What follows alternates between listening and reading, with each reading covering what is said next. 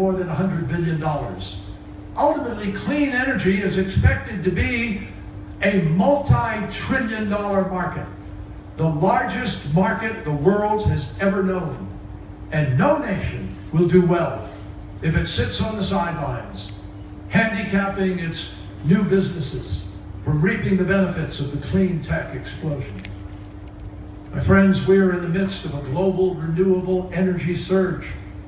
And as a result, in many places, clean energy has already reached cost parity with fossil fuels.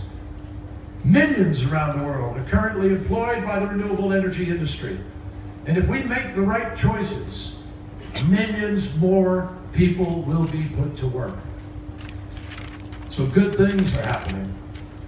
The energy curve is bending towards sustainability. The market is clearly headed towards clean energy, and that trend will only become more pronounced.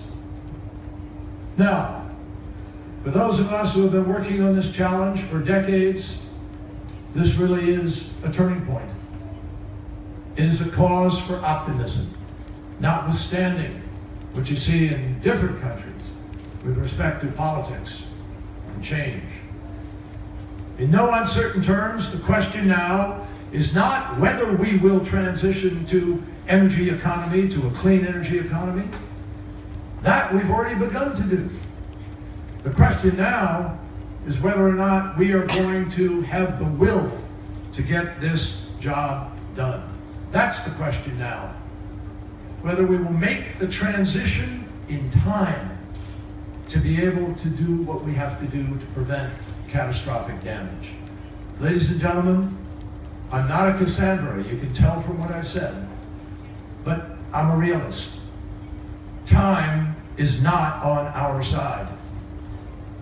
The world is already changing at an increasingly alarming rate with increasingly alarming consequences. The last time that Morocco hosted the COP was in 2001. And the intervening 15 years have been among the 16 hottest years in recorded history. 2016 is going to be the warmest year of all. Every month so far has broken a record. And this year will contribute its record-breaking heat to the hottest decade in recorded history, which was, by the way, preceded by the second hottest decade, which was preceded by the third hottest decade. At some point, even the strongest skeptic has to acknowledge that something disturbing is happening. We have seen record-breaking droughts everywhere, from India to Brazil to the west coast of the United States. Storms that used to happen once every 500 years are becoming relatively normal. In recent years, an average of 22.5 million people have been displaced by extreme weather events annually. We never saw that in the 20th century. Communities in island states like Fiji have already been forced to take steps to relocate permanently because the places they have called home for generations are now uninhabitable. And there are many, many more who know it's only a matter of time before rising oceans begin to inundate their cities. I know this is a lot for anyone to process. Hard to process. That's why I have found that whenever possible, the best way to try to understand and to see whether people are pushing the envelope of thinking on this or not is to see for oneself what is happening. That's why this summer I went to Greenland to visit the incredible Jakobshavn Glacier. Scientists pointed out to me the lines, many meters above the water today, that mark the glacier's retreat, which it has done more in the past 15 years than it did in the entire previous century. And while I was there, I boarded a Danish naval vessel and I traveled through the ice fjord. I saw the massive ice chunks that had just broken off from the glacier to melt inexorably into the sea. And because they come off Greenland, which is on rock, every bit of that ice contributes to the rise of the ocean. Since the 1990s, the painful pace of that melting has nearly tripled. Every day, 86 million metric tons of ice makes its way down that fjord into the ocean. And the total flow that comes off that glacier in a single year is enough water to meet the needs of New York City for 2 decades.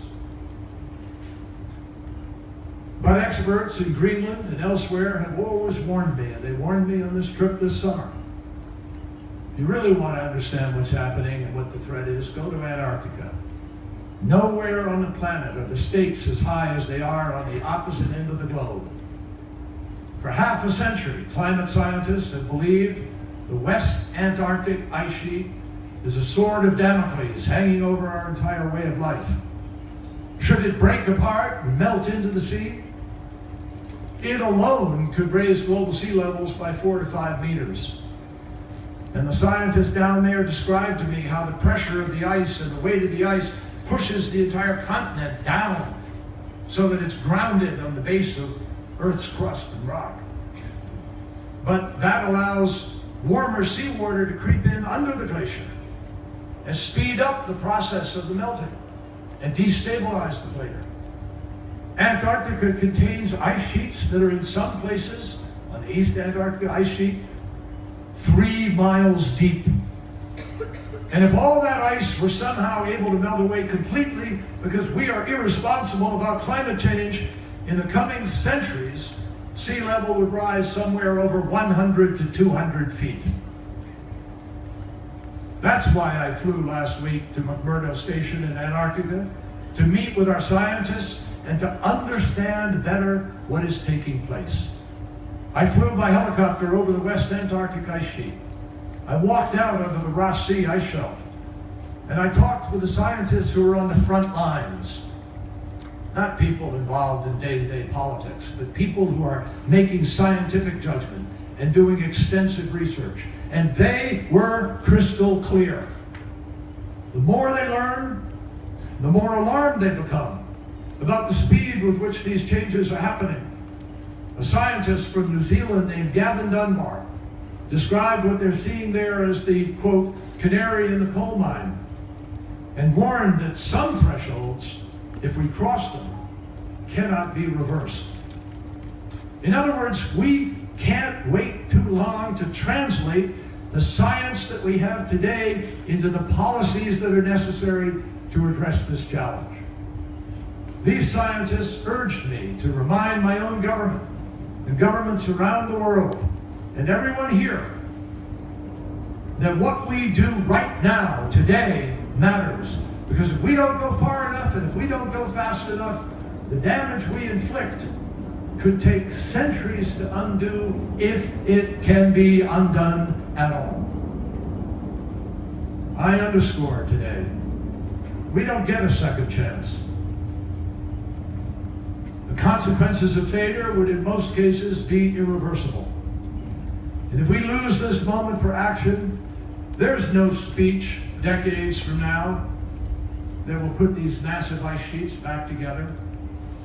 There's no magic wand in any capital in the world that you can wave to refill all of the lakes and rivers that will dry up or make arid farmland fertile again. And we certainly won't have the power to hold back rising tides as they encroach on our shores. So we have to get this right. And we have to get it right now. The scientists in Antarctica told me that they are still trying to figure out how quickly this is all happening. But they know for certain that it's happening. And it's happening faster than we previously thought possible. The alarm bells ought to be going off everywhere. As an American glacial geologist told me down there, a fellow by the name of John Stone, he said the catastrophic period could already be underway. That's why wise public policy demands that we take precautionary measures now. Still, despite the real-life changes that are being done and the threat of more to come, it's important to remind ourselves that we are not on a preordained path to disaster. This is not preordained, not written in the stars. This is about choices, choices that we still have. This is a test of willpower, not capacity. It's within our power to put the planet back on a better track. But doing that requires holding ourselves accountable to the hard truth. It requires holding ourselves accountable to facts, not opinion, to science, not theories that haven't been proven and can't be proven.